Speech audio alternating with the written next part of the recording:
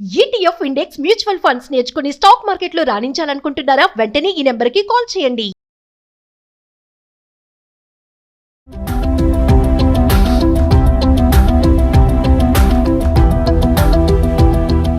నమస్తే, welcome back to Suman TV. Present మనతో పాటు ఉన్నారు ఫ్యామిలీ కౌన్సిలర్ రజనీ రమ్మ గారు. నమస్తే మ్యామ్. నమస్తే మేడం, వృద్ధాప్యంలో కూడా అంటే ఆ వయసులో తోడు కోల్పోయిన ఎవరైతే భర్త భార్యను కోల్పోయి, భార్య భర్తను కోల్పోయి ఉంటారో మళ్ళీ పెళ్లి చేసుకోవడానికి కొంతమంది ముందుకు రావడం మనం చూస్తూనే ఉన్నాం. కొన్ని వీడియోలో మనం మాట్లాడుకున్నాం కూడా. అంటే అసలు ఆ వయసులో అంటే ఇంకా మళ్ళీ వయసు అంటారు, మళ్ళీ వయసులో మళ్ళీ పెళ్లి చేసుకోవడం అనేది కరెక్టే అంటారు అసలు? అంటే మీరు డైరెక్ట్గా అడిగేస్తున్నారు మంచిదేనా కాదా అని. అలా అన్నారనుకోండి, మనం కూడా డైరెక్ట్గా చెప్పేయాలి, అయిపోతుంది అక్కడికి. అలా కాదు, అలా ఉన్నవాళ్ళు చాలామంది ఆలోచిస్తున్నారు పెళ్లి చేసుకోవాలి అని. నాకు కూడా కాల్స్ వస్తున్నాయి, దుంప తగ్గుతుంది జవాబులు చెప్పలేక. వాళ్ళు అందరూ కూడా రాంగ్ అర్థం చేసుకుంటున్నారు కొన్ని కొన్ని వీడియోస్ని. సో దానికి ఆన్సర్గా అనుకోవచ్చు ఈ వీడియోని. సపరేట్గా కూడా అసలు పెద్ద వయసు వచ్చిన తర్వాత, భార్య భర్త పోయిన తర్వాత పెళ్ళి అనేది ఎంతవరకు కరెక్ట్ అనే ఇది మీద కూడా మనం మాట్లాడవచ్చు దీన్ని. సో ఇప్పుడు చాలామంది ఏం చేస్తున్నారంటే, ఇంట్లో కుదరటం లేదు వాళ్ళకి, లేడీస్కైనా జెంట్స్కైనా. లేడీస్ చాలా తక్కువ మంది అనుకుంటారు పెళ్లి చేసుకోవాలని, కానీ లేడీస్ కొత్తగా ఏం కనిపెట్టారంటే, నా అనుభవం నేను చెప్తున్నాను, జరుగుతున్నాయి బయట. వాళ్ళు పెళ్లి జోలికి వెళ్లకుండా ఏమనాలి దాన్ని, అక్రమ సంబంధాలుగా వెళ్తున్నారు.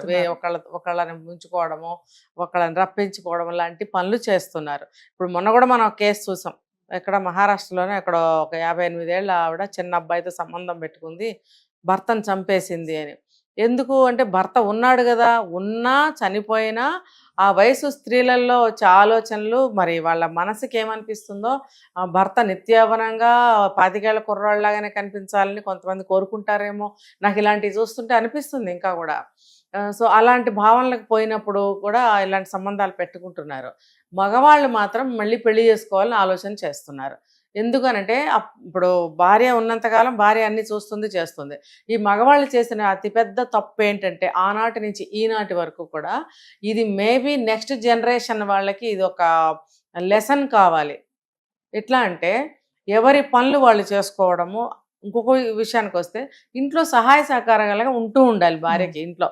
అంతేగాని పిల్లల బాధ్యత పట్టించుకోకుండా, వాళ్ళు అన్ని భార్య మీద వదిలేసి ఏది పట్టించుకోకుండా, ఏది కావాలన్నా దగ్గరకు తెప్పించుకోవడము, భార్యతో ఏది కూడా షేర్ చేసుకోకుండా, ఉద్యోగం చేయాలి, ఆఫీస్కి వెళ్ళాలి, రావాలి, నేనేదో పెద్ద కష్టపడిపోతున్నానని బిల్డప్లు ఇవ్వటం భార్య దగ్గర, నువ్వు ఇంట్లోనే ఉంటావు కదా అనటము.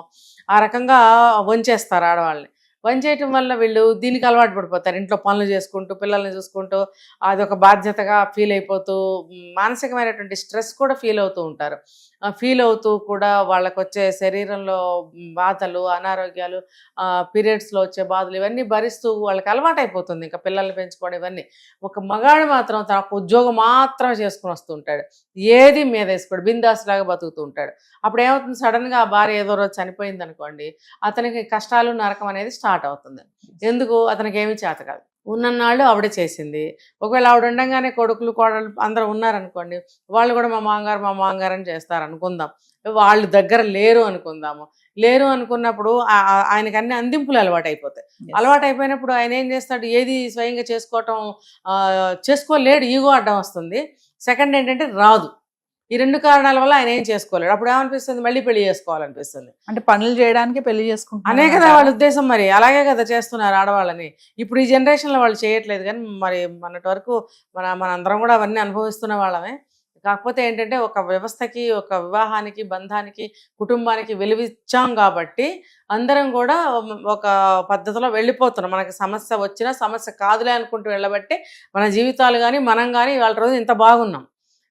ఇప్పుడు అన్ని క్రైమ్సే కదా, మరి ఎవరు దేన్ని భరించలేకపోతున్నారు, తీసుకోలేకపోతున్నారు. అయితే ఇప్పుడు ఈ పెద్ద వయసుకు వచ్చిన మగవాళ్ళు ఏంటంటే, ఏనాడు వంటగదిలోకి రాకపోవడము, దేని మీద ఒక చెయ్యకపోవడం. వంట అంటే వంటే కాదు, ఇంట్లో దేని మీద అసలు ఏది పట్టించుకోరు. భార్యని కేకలేస్తూ ఉంటారు, తిడుతూ ఉంటారు, పెద్ద రాజరికం వెలిగిస్తూ ఉంటారు అనమాట. అదేమంటారంటే, ఒక ఆధిపత్యం, ఒక దౌర్జన్యం, ఒక అథారిటీ, ఇవన్నీ చూపిస్తుంటారు భార్య మీద. మరి ఆవిడ సడన్గా చనిపోతే ఇవన్నీ ఎవరు భరిస్తారు? కోడలు భరించదు, కొడుకులు భరించరు. మరి ఈయన ఎవరి మీద చూపిస్తాడు? ఇక్కడ ఇటు పనులు జరక్క, అతను మాట వినక నరకం అనిపిస్తూ ఉంటాడు. Yes. అప్పుడు ఏమనుకుంటాడు, ఇంకొక ఆవిడని పెళ్లి చేసుకుంటే నాకు అన్నీ చేస్తుంది అనుకుంటే ఇదంతా అబద్ధం. ఏ ఆవిడ వచ్చి మీకు ఏమీ చేయదండి, అది గుర్తుపెట్టుకోండి మీరు. మీ ఉన్న ఆవిడే మీకు 40 ఏళ్ళో 50 ఏళ్ళో సేవలు చేసి పాపం ఆవిడ పని అయిపోయింది, ఆవిడ ఇంజన్లో ఆయిల్ అయిపోయింది, ఆవిడ వెళ్ళిపోయినప్పుడు మీరు ఏ 20 ఏళ్ళ అమ్మాయినో ఇంకా ముందుకెళ్తే 15 ఏళ్ళ అమ్మాయినో మీరు పెళ్లి చేసుకుంటే ఆవిడ ఇప్పటి వరకు మీకు చేసింది.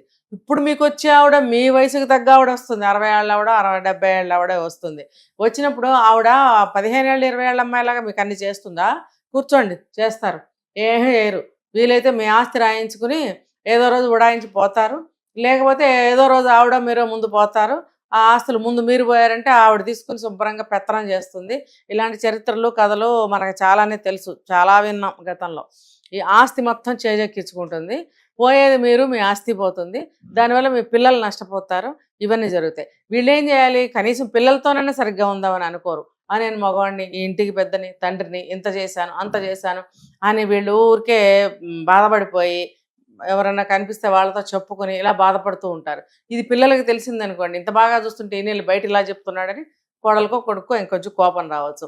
ఇలాంటివన్నీ జరిగిపోతూ ఉంటాయి. Yes. కాబట్టి రెండో పెళ్ళి మళ్ళీ పెద్ద వయసులో చేసుకుంటే అన్నీ మీకు నష్టాలే జరుగుతాయి. ఇప్పుడు ఆవిడ వస్తుంది, చేస్తుంది, పెడుతుంది అంటే అంత పిల్లలాగా వచ్చి మీకు ఏమి సర్వం సకలం ఏమి చూడదు. మహా అయితే అన్నం కూర వండి పెట్టగలదేమో. ఆవిడ మీ బట్టలో తగ్గలదా, మీ పక్కలో సుఖం ఇవ్వగలదా? మరి ఆవిడ కూడా మీతో పాటే కుంటుతూ ఉందనుకోండి, మీ చెయ్యి ఆవిడ పట్టుకోగలదా? ఆవిడ చెయ్యి మీరు పట్టుకోవాలి. ఎందుకంటే ఎంత వయసు వచ్చిన భర్త అంటారు కాబట్టి మీరు భర్తగా ఆ వయసులో కూడా మీరు చేయాల్సిన బాధ్యతలు ఎన్నో ఉంటాయి.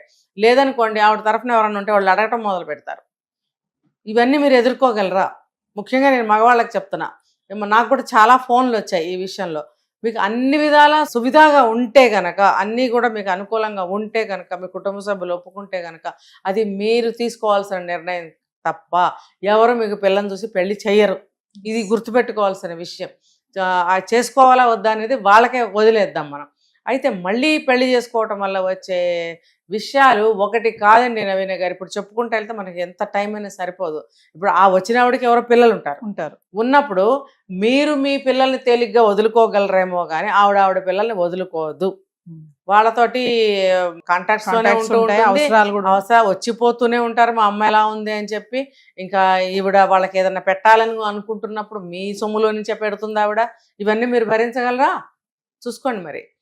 అయితే మీకు ఏ మనశ్శాంతి ప్రశాంతత అయితే మీకు లేకుండా పోయిందో, ఏదైతే మీరు కోరుకున్నారో ఆ జీవితం మీకు దొరుకుతుందనే గ్యారంటీ అయితే ఉండదు.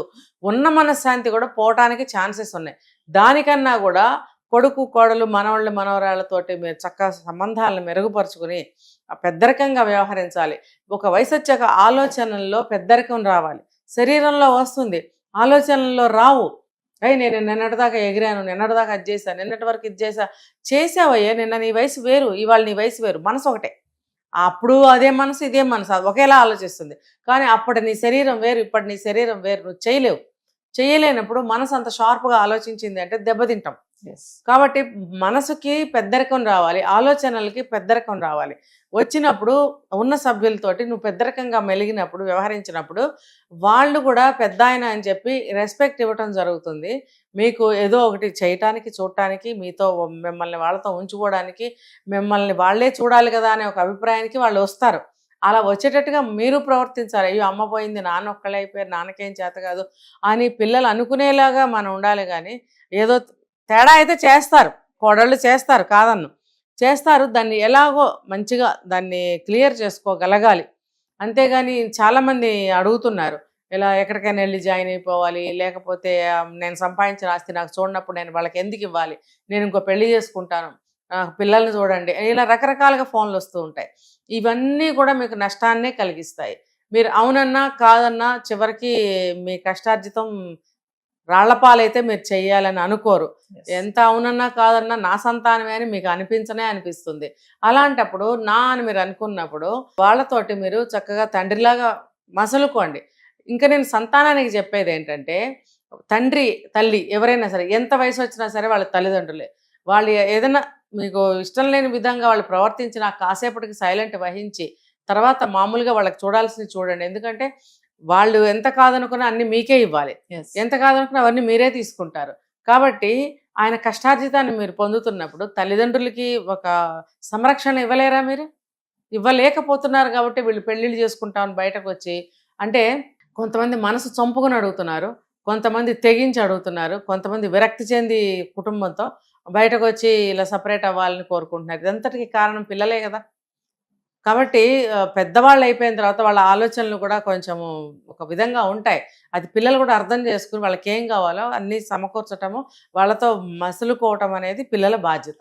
ఇలా ఉన్నప్పుడు వీళ్ళకి మళ్ళీ వయసులో పెళ్లి చేసుకోవాలని అనిపించదు. మళ్ళీ వయసులో పెళ్లి చేసుకోవాలంటే మాత్రం బాధలు తప్పవు.